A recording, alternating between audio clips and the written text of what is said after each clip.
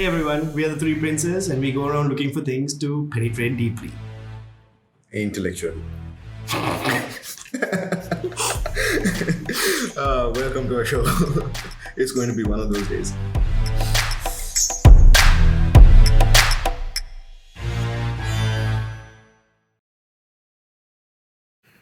So, Mihir, Yeah. we're doing this again.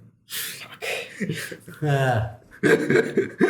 Long day today, no? Oh yeah, man. 12 hours. 9 to 9. And just got home. And it's been like, oh, lot of running. Anyway, happy days. Of course. We have the Rookster, Ruki with us. I think I always call him, and this is generally my recommendation. If you are doing a training, do it with Ruki, who I believe is probably the best trainer in the market right now. Thank you. And This is not sponsored, by the way. this is not sponsored whatsoever. His company is 361, and that's a plug. But he's probably the best trainer in the market today because I've had transformative trainings with him, Okay. and I've had some fantastic times with him. And the programs have always been entertaining and fun and revealing, and they go through the trouble to get things done. And Thank you.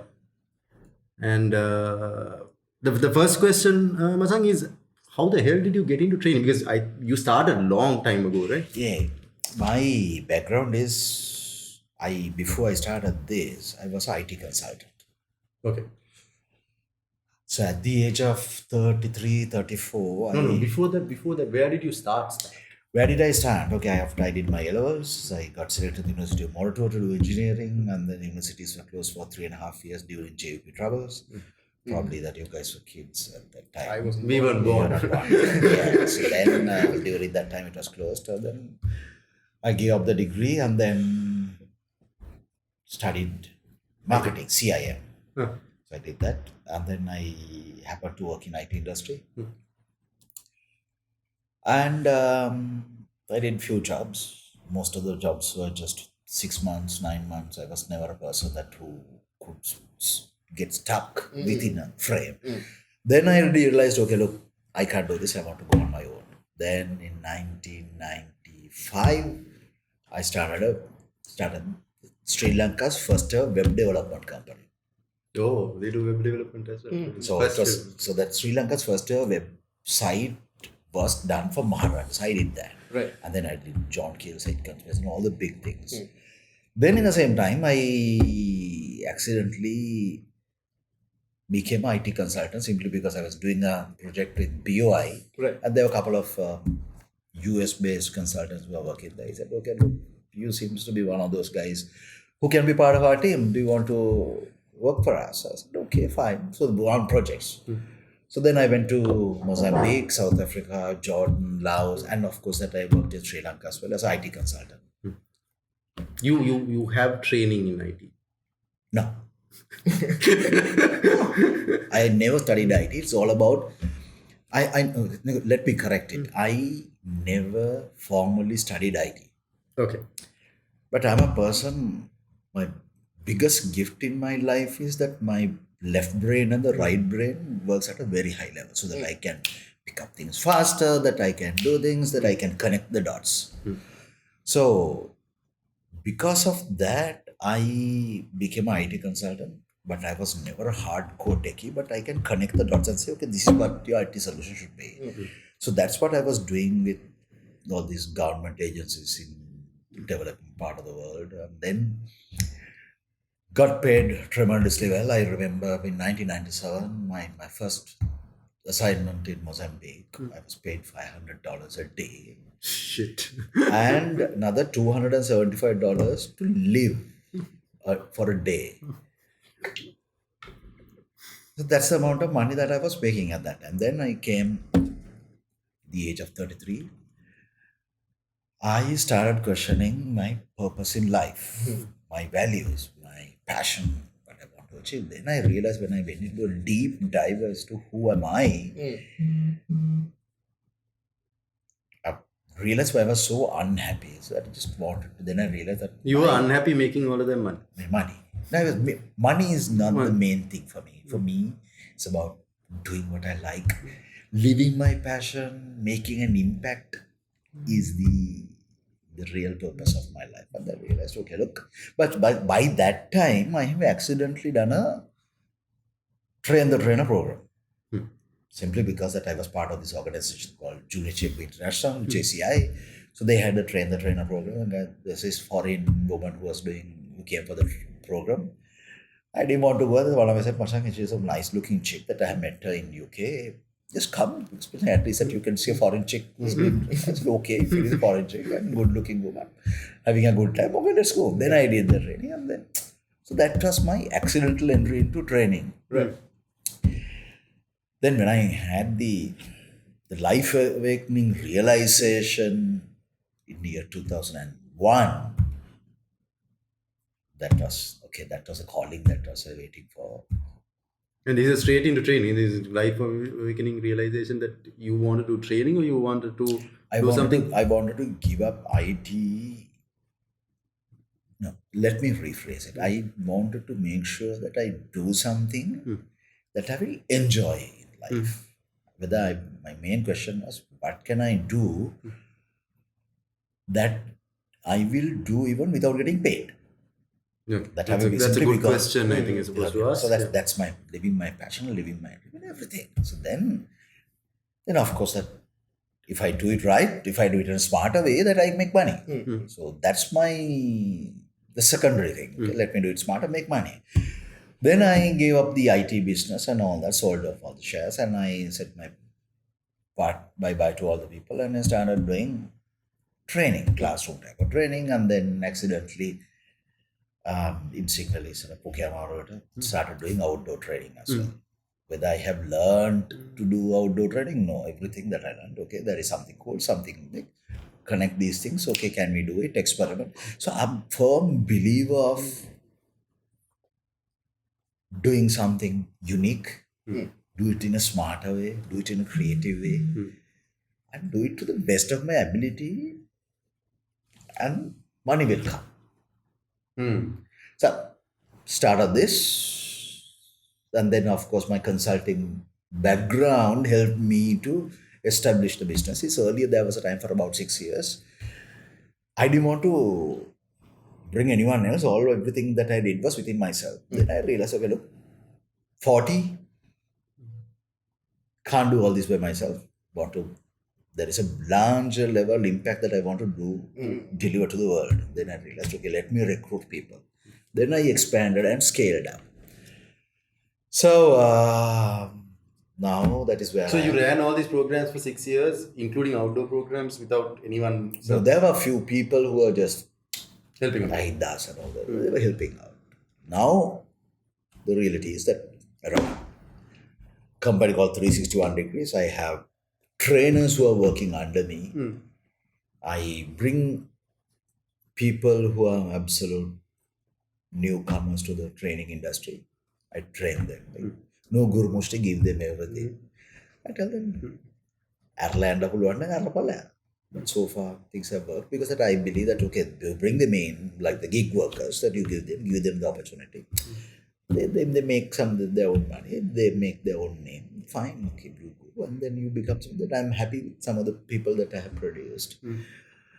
I've produced maybe not be the politically correct word, but again that I groomed them, I gave them the opportunity and they ran with it. Some of them gave them the opportunity, they never ran with it. But again that I made an impact on them, that I'm very happy with. So I invested my energy and my time with these people based on some values. I invest everything that I can. You do the same thing. One day you come to a level, if you want to go out and do everything by yourself, by all means go and go ahead and do it. That's I want to, because I can't make an impact all by myself into this world. So I'm a firm believer of that. So I try to. There's more focus on the change you want to affect than if you are the one who's affecting the change. Yeah, because I need to multiply my impact. Yes. So that's why I brought everything in. So that's how 361 degrees came in, and then early there was a company called Wild Drift. So that ultimately, but I've been a firm believer, if it is not broken, come, let's break it and start all over again. So I went for one. I mean, like I met Ruki for the first time, I think, doing a wild drift program. Okay. Today I was trying to convince people to do a wild drift program with my team. That's next week. Yeah, So that's next week there is something for 2.5 hours. We are supposed to do something. Yeah. So what makes a good trainer? There's a long list that I can give. Yeah. But if you want me to pick up three things, A, how much of an understanding you have about the transformation needed. Okay. Okay. That's number one. Number two, this transformation requires certain amount of behavioral change. So that how can I inspire that behavioral change in a unique way? Right. So do you venture into behavioral No, economics? third one. Yeah, a third one. So the third one is that in delivering that, how genuinely interested you can be in the transformation process. Okay, so you have to be interested in the transformation process that you want to instill. Yeah. So because the training is not about putting up a couple of PowerPoint slides, rattling it out. No, it's not that. Training is that, okay, look, somebody is coming to me because that they have a gap in their knowledge and behavior. Most of the time, the behavior. Knowledge, you Google, YouTube, there's enough and more knowledge. It's all about the behavioral change that is needed, so that I need to understand what is the outcome that I need. Where are they behaving in a way that is not conducive to the output that they Yeah. want? Is there a metric or a system that you follow to understand the transformational need, or is it you go and talk to people extensively to figure things out? There are multiple models that we use. So all what matters is that it's not about the models per se. There's an aspiration and a reality. How best that you can map it out. Sometimes they may have already done it by the time they come to me, or else they simply say, okay, look, that we have a gap. Or sometimes they say somewhere in between, and then we have to put in energy to understand, okay, this is what is required. Right. So based on that, you create your intervention. Okay. So I don't want to call it a training, it's an intervention. So that anything that we do is it's an intervention. So let it be training, let it be a consultancy thing, or maybe a coaching, or it may be something to get the emotions right and all that. So it's all about the total part of the intervention. So that how can I create that, and how can I be really interested in making that journey for someone else. So that is the difference. Right. But of course, the rest of the things, your delivery capacity, your capacity to handle pressure, and all those things come in, but those are secondary. But for me, these are the three things. Right. What's the gap? How can we be creative in the... What exactly is the gap? What is exactly the gap? Yeah. And then how to... But how do you want to change And it? uniquely bring an intervention to it. Okay. So that by doing that, how genuinely you can be interested. But of course, when it comes to the reality, there's loads of clients who don't take you through the journey. They want something. They want something, as if they are not clear on what they... No, they're clear of something, but yet again, they are not clear of, okay, this is what they're not interested about, or they want us to do something even. Oh, it's just like a quota they're trying to fill up. Yeah, these are tick interventions. So somebody has to Do you take on tick interventions? Of course. There's nothing wrong with it. What's a tick intervention? So you are ticking the box. Back to in say, the there's a- some CEO will say, okay, they look that we got to do a training. Why you want to do a training? They don't know. They want to do something. Do you help people find out why they need to do a training? If there are certain clients who are smart enough to get my viewpoint and do it, so that's about 40%. About 60% is more tick programs. But if it is so that I believe, let's do it. If something comes up, let it come. Because that I believe that the organized, because that I work, my buyer is the organization. Then there are individuals who are coming in. Then there may be something that might spark somewhere. For maybe when I have 30, there may be one or two who might connect something and then Make a change make a change in their life. So that I'm trying to see if there's anything like that. But on the other hand,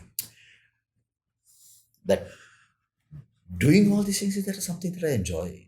Okay. But if there's a real transformation, If you it's not the enjoyment. So that is a contentment coming in. So that there are two layers. Let's be very honest. And it is so.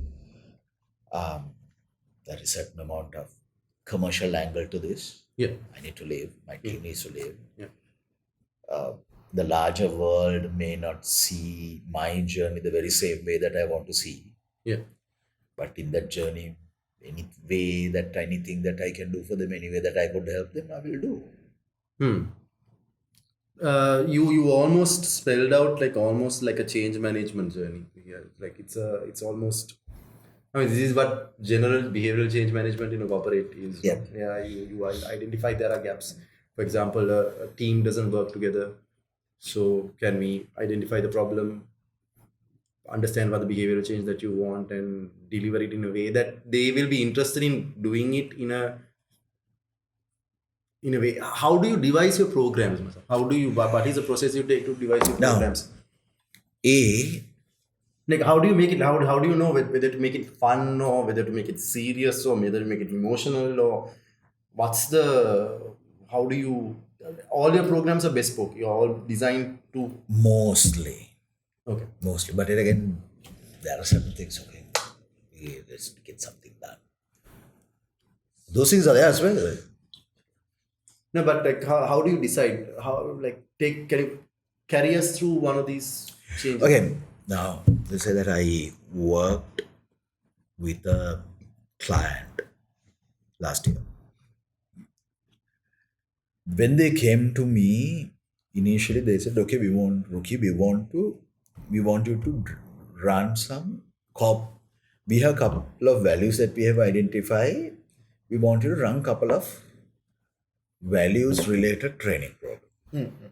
Okay, so at the top of the board, you say value of honesty and integrity and hard work, whatever. Yeah. Right.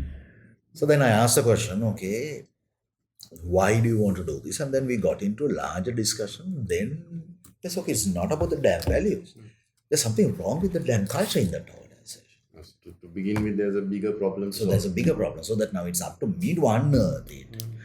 And then sometimes when the brief comes to us, some of the decision makers, for them, it's okay, look, that means it looks like that we have a problem. Can I have a magic bullet? Okay. So there are certain customers who are coming to us, okay, they're looking for that magic bullet to cure something. Now it's up to me to convince them, okay, look, there is a larger issue that you need to change. So then we looked at it, okay, look, your problem is that in your organization, there are many things that you got to unlearn. Many things that you got to change. And then many key people that they got to let go. Switch or let go. Okay. So you do a deep understanding of these. Some of the customers, yes. But now whatever it is, now we have a tool which we call the 361 deep dive. So a set of cards, and then we take them through certain behavioral challenges when it comes you to devise these cards. So we have done all that.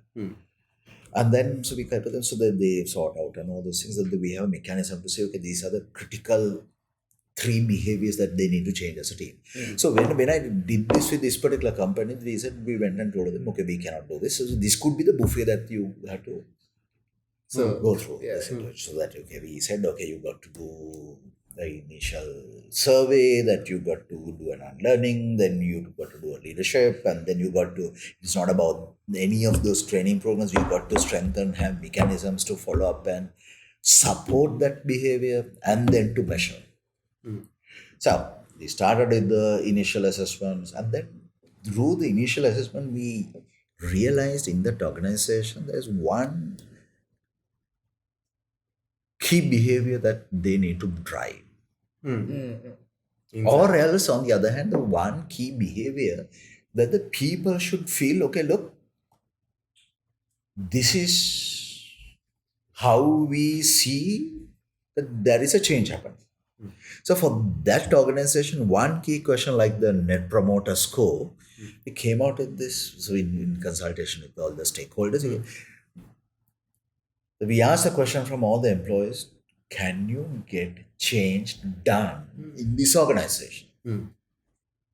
So we had a benchmark. So when you had the benchmark after all these things, then we were pushing them to do this assessment in every town hall meeting that they had. Okay. Fine. So that's a tool. That's a little tool that you give to So them. with a tool, so that we do the training, so that we do the handholding. With this particular client, so okay, we did the training, we did the unlearning, and then we told, okay, look, for God's sake, get down the pedestal. These are the new things that you got to do. Then we introduced values as the change drivers, and they said, okay, we want to be customer centric. Now, if you say that, how would you say that you are customer centric? Is it the behaviors? Yes, the behaviors is the input, but there has to be some output. Yeah. So we put up a dashboard. So if you're customer centric, give me ABC, show me ABCD things happening in the organization. Put it across. So that where the senior management was responsible to show it and share it. Okay. So now the responsibility and the onus on getting things done was with the senior management team. Now it's publicly, now that is irritation. Okay, look, this is where the results were, now we got to change. So then we said, gave them the training, and then we went up to the level of running a innovation sprint for them. Okay. So Okay, you do all of that as well. Okay. So we had internally, they ran a Shark Tank.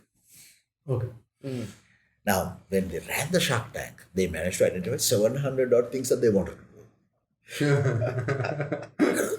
Now, ultimately, it's all about getting, now these are because that any change is about believability. Okay, look, that the change is real. Change is happening.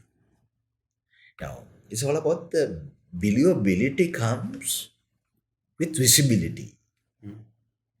When you see certain things happen, people think, okay, so therefore they see now there are things happening now. Suddenly, all of a sudden, the people who are very reluctant to get on with any of the things, now they're fighting. Okay, now we're coming out of this. So we hear my department is coming out of these ideas. Now these things got to get done, so that we created believability through visibility. Now, So adding a component of certainty to so you need to have evidence to do that. So that even on we'll say that you have a manager that who's going through a change program or any training program.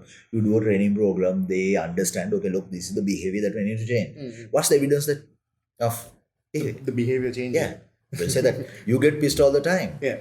So that I help you to calm you down, and then others will say at any given time, okay, look, ඉස්සර සෑහෙන මල පැන දැන් මල පනින්න එක පොඩ්ඩක් අඩුයි වගේ. දැන් මල පනින්න එක දෙකට කඩලා මල පනින්න. So the measurement could be if you are chairing meetings අඩු ගන්න තමයි 10ක් තිබ්බොත් ඉඳගෙන 5ක් shape එකේ දුවනවා. Right. 5ක් ඉස්සරට වඩා පොඩ්ඩක් හොඳයි. So that's an evidence. So we need to give believability, visibility through people accountability. That's actually, you just spelled out a change management program in like a space of 6 lines. So that's what you do. You're still doing outdoor trainings? Yeah. Because outdoor, indoor, it doesn't matter. Doesn't matter. Okay. So at a training program has 2 components. So that you come in, I convince you or somewhat convince you, look, there is a gap, behavioral Okay, gap, okay. or a knowledge gap. Mm-hmm. Then can I give you some motivation to Change Change the the- behavior. commit Mm. to that change? Okay. So it's like a pre-commitment thing. No, it happens at the training program. Oh, okay. So at the training program, you got to have the realization, okay, look, there's a gap, Yeah, Right. yeah. urgency to address, then give them some tools to Address it. address it. Mm-mm. Then make people accountable towards going through that journey. Right. Okay. But of course, so with some of the solutions that we provide, we go through this entire journey. Okay. Some of the things, You just take one little compound. okay, Ruki, do something, okay, we do something, okay, right, thank you. You are happy, I'm happy. Thank you for the money. Thank you for the money. Who designs all these little cool little things that you do, like these games and So it's a collective effort in the day. so you do brainstorming and Yeah, all we do that. brainstorm. How does, because your organization would be your organization would almost be akin to a ongoing startup, no? Because you have interesting people. Yeah, we have. So that is, so the question is, how can we make them to do that? But the bad side of this, the whole creative and then experimentation and new things what we do, sometimes we have little discipline issues that we are more like an agency. Right. ඒ ප්‍රශ්නක් තියෙනවා. And I'm not the most disciplined person. Then That's why because I'm not the most disciplined person. Okay, look, Monday you do this. Tuesday you commit 3 hours to do this, and then make sure that you check whether you have done it. And somebody else to check that. When those checks and balances are not done, and then we get fucked up. Yeah. What are the most interesting pieces of, I mean, like I am almost seeing this as like, I mean, it's equivalent to me doing advertising. It's like I'm creating a piece for to understand a solution. So there is an insight, Yeah. and there is a definitive solution, and you find a way of achieving that solution. What are the most interesting pieces that you've done? If you can talk about it, if there are situations that you can talk about it, or you can't talk about it.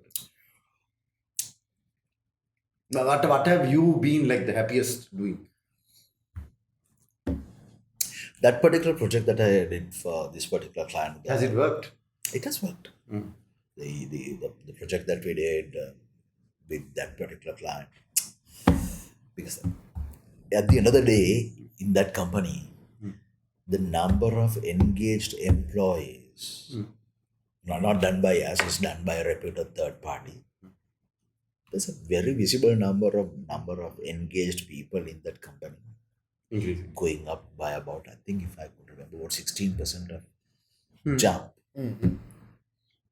Does it last? Something I've always wanted to ask like a seasoned trainer. Something that happens that like trainings that I've gone to, you go into it, you go through the training, you're all pumped up and all that. Shit.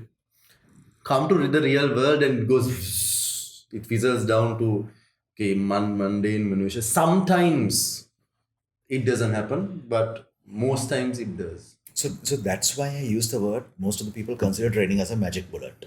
So magic bullet is that, okay, you come for 2 days, okay, everything sorted. No, it's not going to happen. Training program is a window of opportunity for any organization to lock any behaviors. But that window of opportunity is closing so fast. Okay. So within that time period, bring the rest of the organization mechanism to put a doorstopper to that. Okay, look, our management meetings are absolutely screwed up because we spent 3 hours in discussing some old shit. And we realized, we should not be saying that. Then what the hell are you going to do after the next management meetings? Spending 3 hours to analyze do a post-mortem on some... No, it's not that. So that if the management team does not have the balls to stop and make a call, and this is the new format, And these are the management meeting. This is exactly what we need to change as behavior. If that mechanism does not come in, I made money and then they did not get it. So when you're communicating this to a client, how do you do it? Hypothetically, that most of the clients agree with it. Right. They don't have the emotional stamina to go through that to get things done. Why don't they? Because they're far too busy in doing the same shit in the same way. So that you come back on the Monday, okay, Monday I have this, Monday I have that. No, now because of that we are far too busy. We can't have that dialogue with our management team or people on one-on-one to do that. And there's a certain amount of complacency that fits into like when you have a system you've been doing things some way for about 10 years, right? No, that's the thing. Like you're basically dismantling systems and putting them. So Actually, you're actually dismantling systems and saying, okay, this is the way the system should be, and you're going off. And saying, okay, fine, now you have to now put it back together. Isn't that like? The accountability section. The accountability section, we can give them the tools and they can work on it. Yeah. If they pay me, and if I'm running a business, if I'm putting in my time, that I might as well get paid. So for the clients who are willing to go through that mile, I go and make sure that they get results done. Okay. So there are clients like that. Because okay, Ruki, we spend this and we got this thing done. Okay. So that is this particular software company who came to us because right at that time when they did, the on-time delivery of projects was way below 15%. They came and then they agreed certain things, got done. Within 3 months, they pushed it up to about 6%. Okay. So that is because that there were behavioral changes and then there were mechanisms to enforce accountability. So that the moment that no one is interested in doing this accountability part, to go back. Okay, I'm gonna ask you to tell me something that, okay, one of the biggest things I see, especially in young startups or new startups or people who are coming into business anew, that mechanism, I think one thing that lacks is that mechanism. Yeah. You would know as well because I think you hang around with enough people. That mechanism. Is there a way of ensuring that? So especially young startups, because most of these young startups work under pressure. Somebody is knocking on their door, they buck up and work 24 hours, 48 hours non-stop and deliver. Okay? Yeah. But that sentiment is very short-lived. You can't do it forever. It's dangerous to do it. If you're starting, this is very important to us because we want to get people, we want to give something in this podcast that they can use tomorrow. Yeah. So if you're a young startup person or a manager, for somebody who's running a team, what should they do to ensure that you have this discipline of ensuring that I understand behavior and deliver it in an accountable way? Is there a mechanism that you can tell? Yeah, very simple. When you start, you're an idea man. Then you become project manager. Yeah. Okay. Yeah. Then once you get the project going, then you become either a marketing manager or a business development manager. See, then the first thing is to make sure the project runs. You forget about the business and all that to make it viable. So then now things are moving. Okay, that they are getting some results and all those things. Now they got to think like, okay, now my role is not about running this. Okay, there is a marketing component that I need to bring in. I need to think as a manager, sort of a thing. And then at a certain level, then you got to think like a business manager. You are very focused on your top line and the middle line. And all. So these are 4 different evolutions. They got to see it. So the moment that they don't see it, so that most of the founders that I see, they are fantastic project managers, but not the business managers. So that where is that shift of skills and behaviors? Oh, so you need to be able to see which point in your transformation you're sitting at that point, and you must be very clear about what you are. What the next point is. What the next point is. More importantly, where you are right now. Yeah. And that's where things break down. I think at the same time you say there are people who are great idea people, but the idea goes into a project and the project fizzles out very fast because they are still residing in the idea phase. They're fantastic ideologies. That's what that is. The ideology. Brimming it. You got to get the bloody execution done. If you can't get the bloody execution done, the bloody project will fail. Yeah. Because in startup, what matters most is that, okay, what is your speed to market? How can you make sure that your product is getting adopted in the market so that there are many tools that you've got to look at. It's not about the balance sheet, okay, you have to do it. Then once you start doing that, then, okay, now I have an organization that, okay, that I bring you my friend, and you do this, you somebody that I know, so let's start this together. At given time that I got to see whether I'm fit enough to do the job, and you are fit enough to do the job, and you are fit enough to do the job. So simply because that you were the CTO, at that time it was good enough, but you can't get the big server and this entire system running on your own. Yeah. There's no point. So that's where at a certain time that the startup entrepreneurs, the founders, they got to separate the ownership and the business management, organizational management. The moment that you see it, you work. then you see it. Otherwise, then at that time, okay, look, that I'm an owner. But then I got to evolve as a manager. So that from managing a 3-man team with 2 clients to managing 100 people with 100,000 clients, the complexity, if you can't manage yourself to bring your skill level, your capability and your maturity to manage that complexity, then you're screwed. You're going to fail. Yeah. So that's what has happened with most of the young startups. No, that's something I consistently see as well.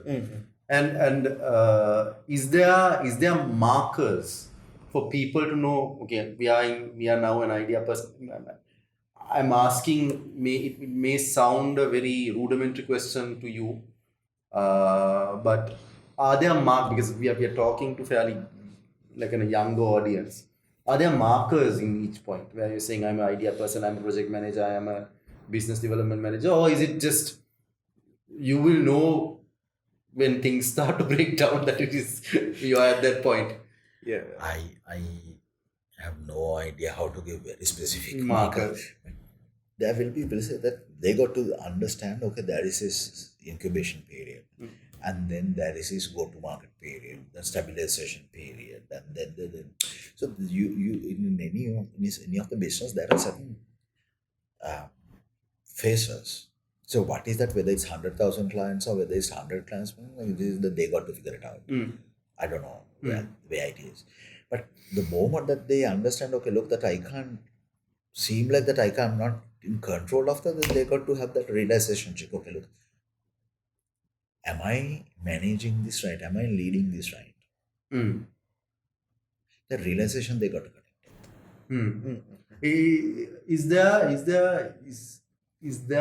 there a merit if I say this? Most people's egos get in the way of them realizing that as well. Because Of course, it is their egos that get in the way of egos. And it is not only egos. There are lack of exposure, experience. lack of awareness, lack of, I would say, ego is not the right word, but the humility to connect to the reality. Okay, now they're humble enough. Okay, look, these are things are not going right. That I might as well Get somebody's help. get someone else to do this. No, they will say, oh, no, I am the founder, so therefore I have the right to be here. No. There is, I think there's a great statement there. I have a right to be here will quickly dissipate after that initial push.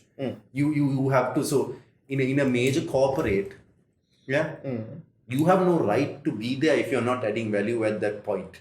Of course. I mean, that's the mentality. Yeah. Yes, that is the sentiment and the mentality, but that creates and runs organizations. You're not good, you're gone. Yeah, I think even in a seasoned corporate, if you, I don't think even if you are adding value, you have a right to be there. They choose to have you there.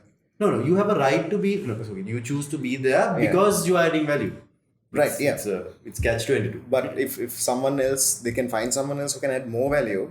They will happily let Easy. you go, and Yeah. so that sentiment should be there. I mean, you should. I think that's You are replaceable. Yeah. They need to realize that their business can outgrow them. That's a. I mean, there are case studies upon case studies about of how founders businesses have outgrown, because you must understand, I no longer have the skill set to manage this complexity or manage this size or manage this technology that I'm getting into, because my company now has veered off into going and started doing something else. You need to be able to pull back and say, okay, fine, now this is beyond my space. Yeah. I have to understand that, and I will let them do that. Yeah. Nice. That's why, like, if you look at the startup environment, a founder and CEO is a founder and CEO for a very short time. Once it becomes scalable, like once it scales up, then they hire an external CEO, right? It doesn't happen often. Dheeraj. Yeah, It's it my doesn't. If problem. it happens, Yeah. If it happens, you're Yeah, I'm talking about in a global scale, not particularly in Sri Lanka. No. I mean, like in a global scale, I think we have gone through this cycle multiple times. Like, okay, so there's other thing that I'm seeing in the startup space, where all these kids, like all these guys, have read lots of stories about how startups have happened and how the businesses have grown and how CEOs have let go. But when it comes to their time to do the same, I think there is a very clear lack of understanding of which phase in the life cycle I am at. That's one thing. I think there's a very clear situation where you're saying, I have no clarity as to where I am at right now. Yeah. Then you have the other thing where you're saying, okay, I may have a good understanding of what is happening, but I am still unwilling to let it go because this is still my baby. Yeah, from very human perspective, Yeah, like you put hours and hours of your life into Days this and- thing. Yeah, so that's where they need to have the maturity to see this is me as a founder and this is me as a manager. Get it out, separate it ASAP. Or you should get like the best. I've always kept on saying this. Maybe more and more consult. Like if you have senior managers consulting, senior managers are not senior CEOs or founders or whatever. If you have senior managers consulting these young startups, Ruki, I think we will generate far more value. Now the problem is this has been let go of and say, okay, fine, something will pop up in every 200 and 300 good ideas that come out of the system. One thing will succeed because 50 were given, like, didn't have the opportunity because somewhere along the line, they missed it. Like, these guys are a good example. They were one of the first, like, major high-level gaming companies in Sri Lanka. But, like, I always keep on telling them, if had I been there, I would have managed your revenue model in a way that you would not have gone bankrupt in 3 years. But I think there's a good learning. Get somebody who knows who can understand a manager's position. Flip side of that is, as a startup, you don't really have the money to get a consultant at that level. No, but do you not think there are enough and more people who are willing to like back young managers in Sri Lanka? There's always There are always people. There's always people, but it's all about just asking. And also on the other hand, that some of these startup ecosystems, they do support, but again, sometimes the startup ecosystems are hung up on this total startup scene and the scaling and all that, but not on the people side of it. That's another problem that you see. See, the thing is this: startup ecosystems, incubators are largely geared towards incubating. Incubating, valuation, whoop, gone. That's success is valuation. Yeah. I think success is not valuation. Success is viable product in the market actually changing somebody's life. Yeah. I mean, that sentiment should be there. Everyone, I am a serious disbeliever in general financial valuations of startups. I always say, everyone comes and says, I'm a unicorn company, $1 billion. I raised 200 million, I raised 27 million, whatever. We were valued at 100 million. We were valued at 10 million. I got $1 million in cash to my hand. I'm sure there is a viable financial framework for them to say what they're saying. But I have a fairly conservative view about it, because just because you invest $1 million, they have a good idea. I put $1 million in. If the screws are not tightened, the machinery will break the moment it starts to run. That $1 million will go and destroy them. Versus that $1 million will go and grow them. So it's very important for whoever is investing to nourish startups along the way as well. Like give time, exposure, experience, and give guardrails so that they don't fall off. So the house is more of a bit of a mature startup in the sense that they're doing somewhat okay, but only thing is that they're not living up to the best of the capacity. When I had an interaction with that team, one of the biggest problems that I had was that they were full of more into a techies. Brilliant. There isn't a single capable project manager there. Oh, wow. So that. But why didn't they see it? They're not seeing it. Because that sometimes some of these techies that they can get far hung up on, okay, look, that means we have from this A university, and then we are the best, and then. But they are not delivering on time and they are not collecting on time. So this is a vicious cycle. So that you have a project, then you have resources, then you put anything, and then if you don't deliver on time, you're not getting paid on time. When you're not getting paid on time, you don't have the liquid cash. Then if you don't have the liquid cash, then your entire balance sheet goes for a 6. And then ultimately by the time that you go for a certain valuation, that you are not on the right figure. Yeah. I think there's a great gap in the market, in my view, for genuine consultation for young startups to do managerial work. Like you need managerial consultants. Fix the process component of Process how to set KPIs, how to measure KPIs, how to deliver, like how to check a balance sheet and ensure that the balance sheet is but the thing is that healthy. If it is a more of a time-consuming thing, the startups, they do not value spending that money to bring that structure. That's a sad side. Yeah, that is the sad side of it, which is very sad, because it's like it's a great idea that goes missing, and it's somebody's money that goes disappears. From my experience, at least this is my very, very personal experience. It comes from a slight insecurity as well, right? Like I'm doing 18 hours of work a day. How come how am I doing something wrong? Like if I'm going to fix this, I have to put in another 2 hours. How am I going to do that? Like, and then you just like, it's okay, we'll figure it out. We'll figure it out is a very dangerous position to be. For somebody who's running on a tight cash inflow. We figure it out never works. Yeah, it doesn't. But at the same time, they don't have any yardstick to say, okay, if I spend this $50,000 a month with a part-time project manager, I can get this result. Yeah, because at least if you're living month to month, $50,000 a month feels like, oh, wow, where am I going to find that?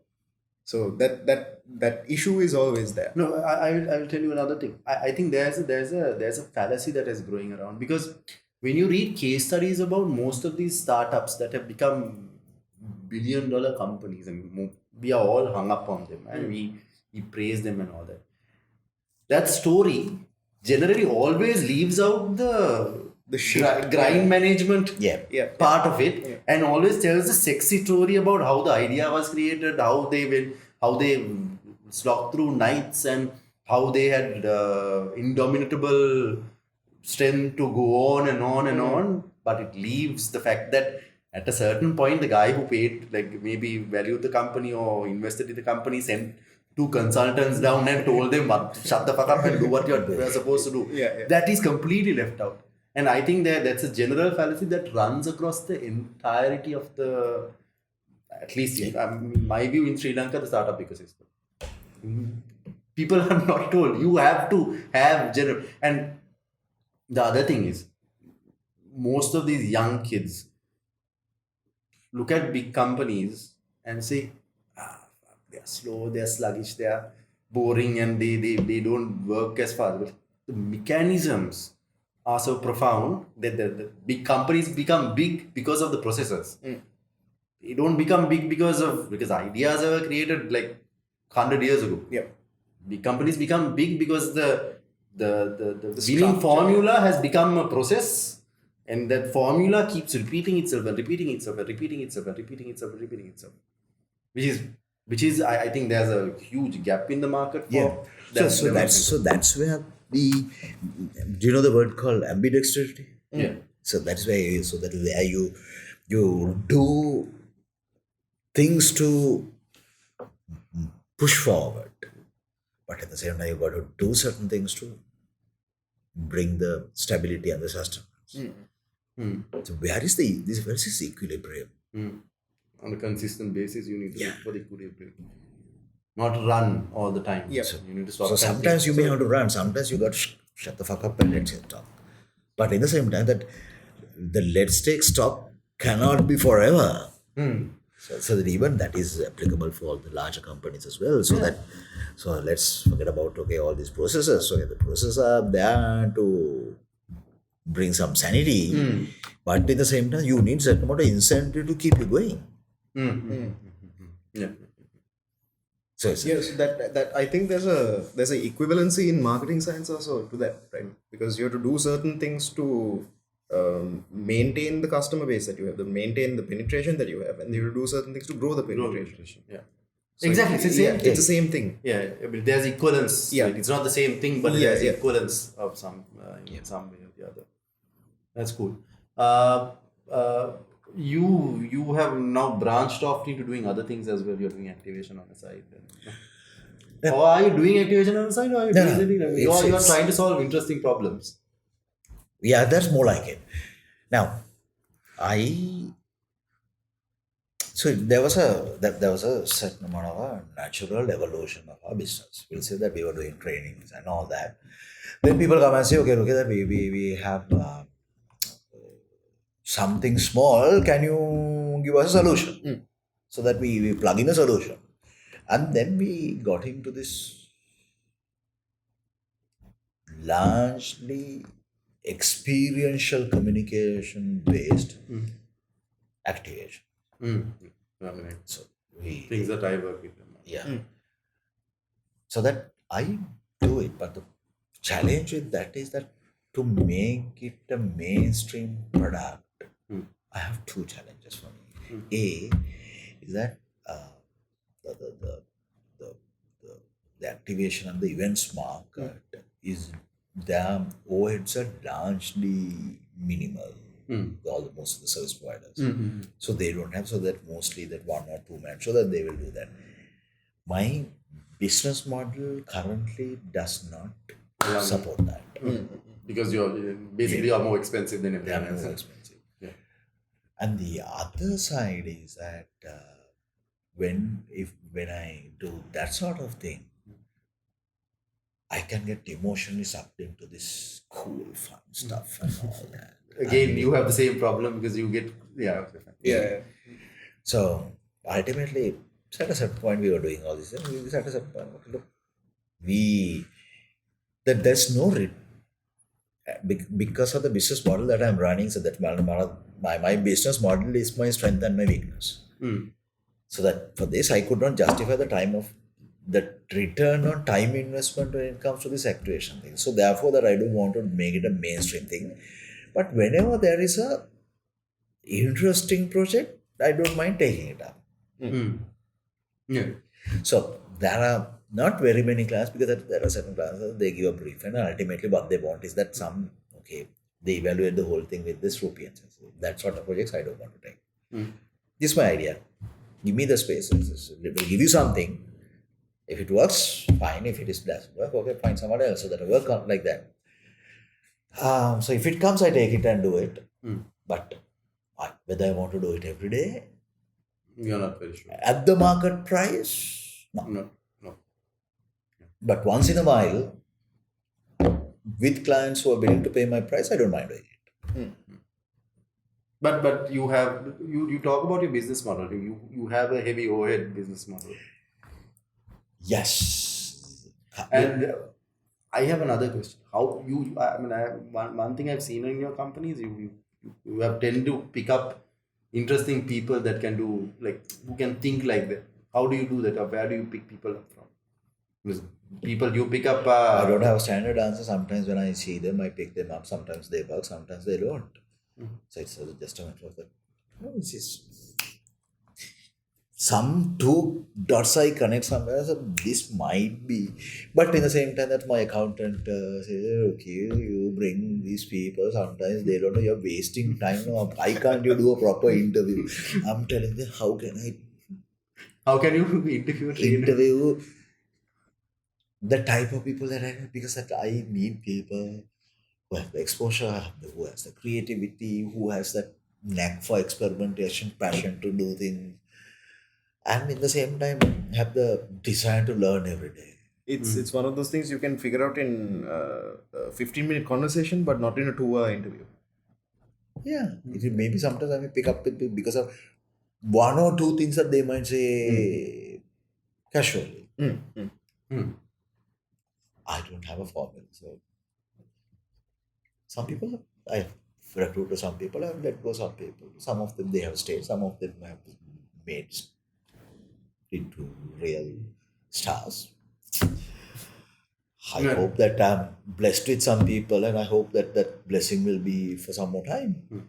It sounds like the winning formula for that is very acute observation. Yeah, very, very, very detailed observation about person and personality and all that. It comes to you naturally, But no, it's not about. It does not come to me naturally. It's all about that. trigger that goes off. I managed to get some people, molded them. They wanted to run that journey, and they have blossomed. Right. So, therefore, I'm okay. But whether I can put that on a resume, Yeah, suppose. What is the future of corporate training, and what is the future of training? future of training, it's getting. It's not. Let's forget about the training part. Look at a business. The market environment is getting absolutely volatile. This is all about. You need that VUCA world. This is the speed to. You know what VUCA world is? Yeah. Volatile, uncertain, complex, and ambiguous. Okay. Yeah. So that VUCA factor is that increasing day by day. Yep. So therefore, you need people who can renew. You need a culture and process to support that.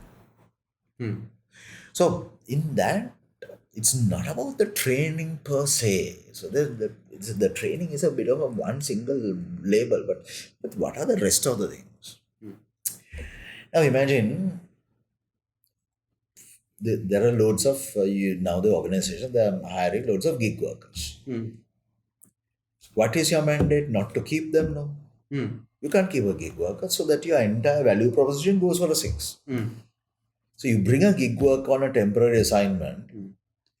You got to make sure that he has to make sure that you can run. You are in a position to that both of you want to run another contract. So that as the organization is concerned, okay, you get this agile talent, and the mandate is to make sure that how can we make this experience richer enough for that bugger to come back and work with us. Others will go and work somewhere else. Somewhere else, yeah. So now, in this whole thing, there are certain questions. It's not about the training and all this. So it's all about that you have the capability. So that as the HR is concerned, that they bring some mobile capability and there's some fixed capability. How can you harness it so that on the other hand, this entire VUCA world is put in so much of pressure? How can you keep all these people getting renewed? Now, as far as I say, it's not about the training per se. So it's all about all the other things coming in. So that is about this. Maybe another 10 years down the line, if I can do a 3-day training program, it will be absolute luxury. You're saying it's So that everything is going. You're saying that the training component that you may do in 2 days is gradually getting infused into the running behavior of a. So it is all about in time to come. There is a concept called micro learning. That is, you learn every day for 3 minutes to 15 minutes. Then you have something called social learning, the mobile learning, all those things that you learn every day. Then how can you make sure that there's AR and VR and all those shit coming around, and the knowledge is everywhere. So you need to be. So basically, what you're saying is, it's not. There will be 3D training programs, I suppose, but more and more what is delivered in a training program gets gradually infused into the and also you have to design that infusion into the company. And then with this entire shouldn't the HR managers be trained to do this? Yeah, they should. It's not about training. That is their mandate. Not about training. That how can they be? The HR is very simple. Okay, I have a business to do today and tomorrow. How can my talent is capable of delivering today and whether they're able to deliver tomorrow? So for that you recruit, you maintain them, you engage them, and then funnel them. So that is a premise. But on the other hand, with this another 5 to 10 years down the line, there will be enough and more variables that will tell you how you feel and how we are behaving and all that. You'll say that you are getting pissed, that there will be something that will poke your ass. It will come to that point. So then, there is technology coming in to assist us. So there is a lot of AI and all that. So in time to come, the 10 years down the line is all a tech-driven thing. So the people like me, it's all about that. How can you bring that hybrid of the technology and the people part of. Then also that is all about this next evolving space about this learning as an experience that people can reflect on. So this is coming in. So it's not about people are bored with PowerPoint slides. There's something very interesting in the book that I gave you, CEO Factory. It says so he's referring to this company, Hindustan Unilever, and he says that there are 2 revenue making departments in the company. I mean, he's saying sales is not a revenue making department, nor is manufacturing. They don't make revenue. People who make revenue is HR and marketing. And HR, he says that there's an entire chapter dedicated to that book, in that book, to HR in HUL, and how the fact that the company is where it is, and it's a mammoth company doing amazingly well across the last 60 years. He's saying one consistent thing that has been, markets have gone up, markets have gone down. We have always been the number 1 recruiter in the country, and we are the best trainers in the country. And as a result, the company has produced almost 400 CEOs that are currently serving in the Indian economy right now. They are revenue models. Primary task is it's a powerful HR team that infuses lots of interesting things into that business on a consistent basis. So it becomes. People make eventually, realistically, people are the ones who make revenue, right? Definitely. Yeah. It's not the processors, it's the people. Processors are there to stabilize everything. Yeah, but Processor if you don't have people to go through the process, nothing happens. Right? Anyway. Good. Good chat. Very good chat. Thanks, Ruki, and thank you for that. Is there anything that you want to leave for our listeners, people who are starting out, people who have been in people who have been in careers and all that, is there anything that you always wanted to say to a decently sized audience that you want to leave with them? Couple of things. One, get out of the mentality that we are there forever. Whether you are a CEO or a founder or a manager or a labor, there are enough and more people who can replace you. Start accepting it. Working on renewing yourself. Okay, look, understand the gap. Okay, I got to renew. But I'm going to do that. Learn every day. Learn every day. And avoid getting stuck and being a rotten egg. Stagnation. Stagnation is the worst. Anyway, on that note, thank you, Ruki. Sure. Thanks. Happiness is mine as well. Yeah, super. Thanks. Thank you.